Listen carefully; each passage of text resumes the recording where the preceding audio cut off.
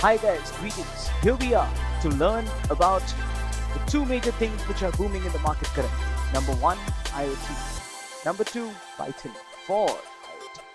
Of course, both of them are going on parallelly in this current market scenario where both of them are a current fad for both software as well as hardware engineers. But this is not a passing away fad.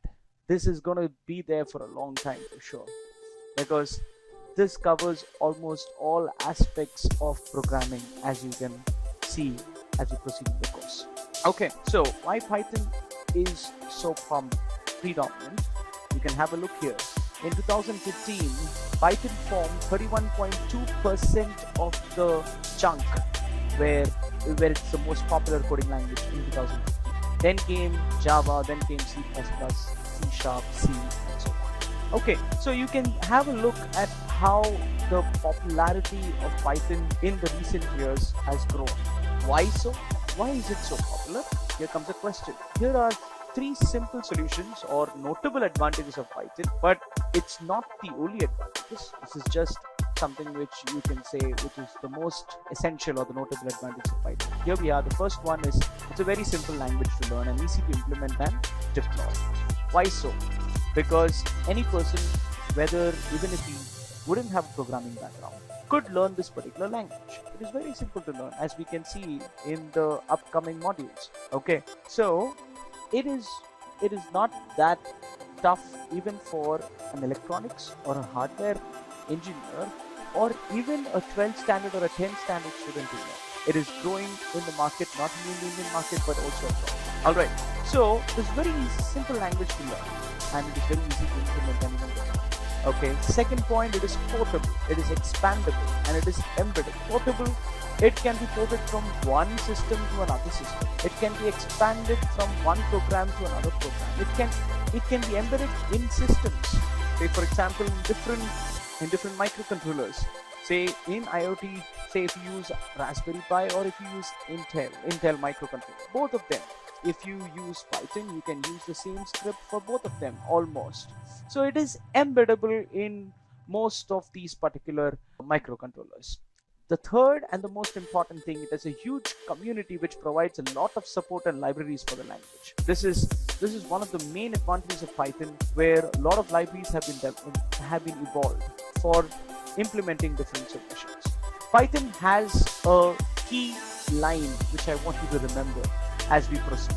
A key line: don't focus on the syntax but focus on the problem. Don't focus on the syntax but focus on the problem. It says you try to solve your problem, but don't leave the syntax to us. Let's take care of the other unnecessary matters, or maybe necessary, essential, but not essential for a hardware programmer, electronics programmer, or some sort of engineer who would not need to know the low level constructs of the language, but he needs to do a particular task. He needs to say he needs to take a particular he wants to take a photo or using his microcontroller and transfer it over the internet.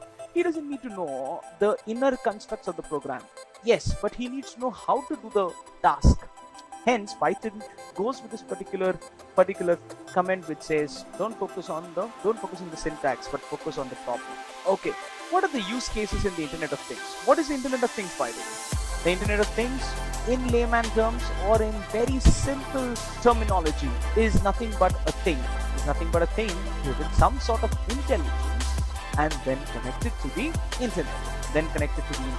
So if I say a thing, can I think of a washing machine, or I can think of a microwave oven, or I can think of a refrigerator, or I can think of anything. Say for example, from your bed to your fan, anything that you can think of. If you give it some sort of intelligence to think, okay, that intelligence can be given by a controller. It can, say for example, in a refrigerator, the refrigerator can be made to think whether it has a particular ingredient or it already has a particular component or it doesn't have. Say for example, whether it has butter or whether it has milk or whether it has or does not have. And if it doesn't have that particular thing, then it can sound an alarm to to the surrounding world saying, okay, I don't have this particular thing, I don't have this particular milk, or I don't have this particular butter in me. So you're giving it some sort of ability to think, but still it is not networked to the internet. When we network it and connect it to the internet, we get something called as the Internet of Things. Okay, so now when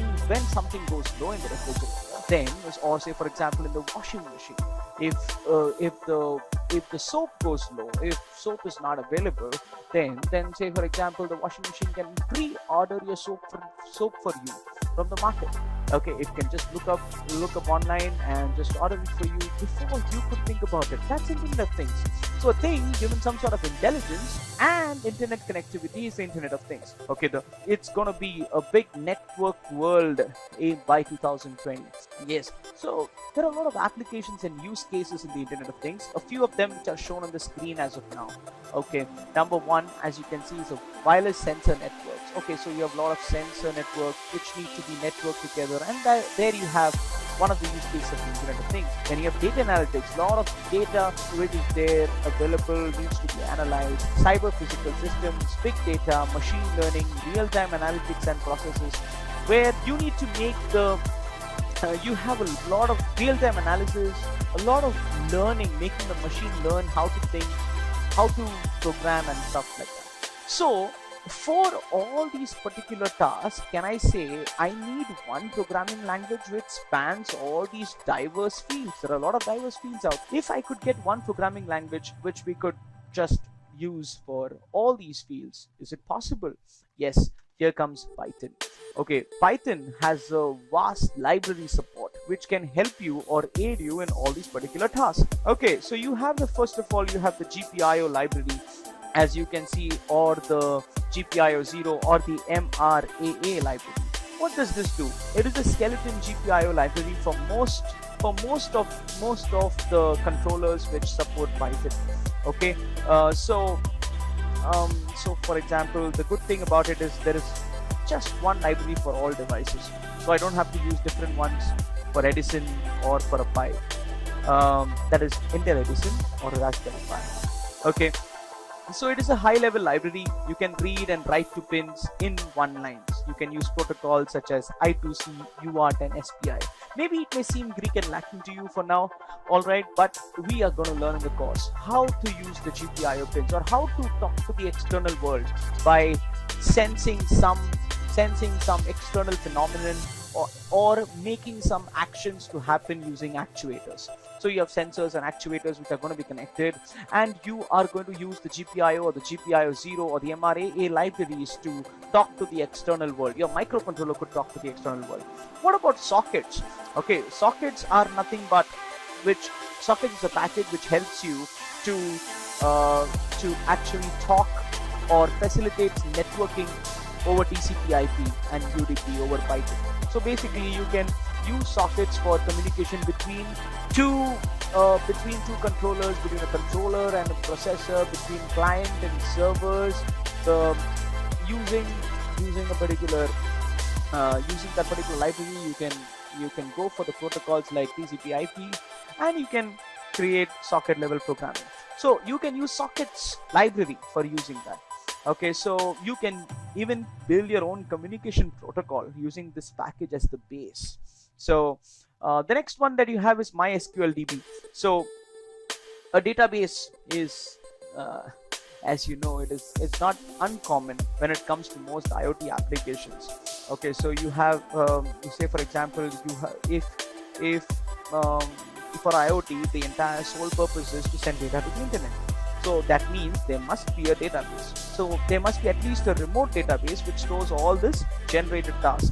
So MySQL is the go-to relational database for most developers. So in this case, we can say MySQL-DB is the library which is going to help you to talk and to fetch data or to give data to an SQL. So we're going to see how to use that. Okay, then you have something called as the NumPy library. Okay, so we might have used as a electronics engineer, we might have used MATLAB a lot of times, but you might, you don't know how to deal with, you might have dealt over there with using something where you have something like matrices and stuff like that. So you might have a lot of data which sensor data in bulk from databases, and you want to work on them using inbuilt functions. How can I do that? Python provides it with a library called as NumPy.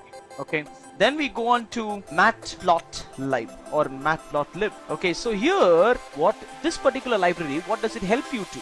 This particular library, it helps you to visualize. It helps you to visualize data. So you can visualize data by drawing some figures, drawing some diagrams, getting some graphs. It can be colorful. It just gives you all of that. So it's a very useful tool. Then coming on to pandas. Okay, so pandas is another library for data scientists. Okay, it is dedicated towards data analysis. So in essence, it is a local alternative to using SQL databases. Okay, so which is more suited to dealing with data as it is built on NumPy. So we have a few things which are, you can have a more streamlined approach to data handling and analysis, direct operations on local data sets, ability to handle heterogeneous and unordered data. All that you can do it. All right, then coming on to the OpenCV library. Wow, this is another library which has stormed the market. Okay, the library of, you can say it is the father of signal processing and image processing. So you have, or you can say it's a big brother. So here you have something. It helps you, or OpenCV is a Python port of the very successful C library for image processing. You have a C library for image processing, and OpenCV is the same Python port for it. So it contains high-level variants of familiar image processing functions. It makes photo analysis much easier. Okay, and in situations where mobility and connectivity are prioritized over speed, this may be the solution in all those times. OpenCV, you can use them anytime. Say for example, you want to take an image and you want to process it. Say for example, you want to find out the car going outside. You want to use a microcontroller to figure out what speed the car is racing at. Okay, your microcontroller can do that by processing the image as it processes. So you can use OpenCV for that, or it needs to, say for example, you wanted to find out how different people, how to identify different people or anything like that. Okay, then you have something called as a Tkinter library. The Tkinter library, it's very useful when you need to have a GUI. Okay, so say for example, you might want sometimes to create an interface for your user, and your user, so you want to have on the refrigerator, you want to create a small interface, a screen. On the screen you want to create a small interface where he can click on the particular microcontroller and do some task. How do you create a particular GUI? You can do that using the Tkinter library. This is very useful in such situations such as functionality testing, repeated executions of the same code. Okay, so it can help you, just fill out some simple, you can give him some sort of tables, the user some sort of GUI to just say, okay, thank you, just fill in some details or something like that. Okay, now coming to TensorFlow. What is TensorFlow? Okay, TensorFlow, that is, this particular library is a package for numerical computations for machine learning. So it utilizes different mathematical representation called data flow graphs. It uses nodes as mathematical operations and edges as data arrays. Very useful library to have if you have to deal with a lot of non-linear data sets or work extensively with decision trees and neural networks. Okay, so if you have to work with neural networks and all that, you need to use this particular library. Then we go on to requests. Okay, HTTP is one of the major protocols as we have seen in the traditional internet-based resource exchange. So the request package in Python is used to make HTTP calls, and if there is an HTTP request made to the controller, it can pass the particular request, and it is useful to do a particular task when a request comes from an HTTP. So this package is useful when dealing with HTTP based third-party cloud services. The last one, PAHO MQTT. MQTT is a protocol which is developed solely, this is developed solely for the Internet of Things paradigm. What is its focus?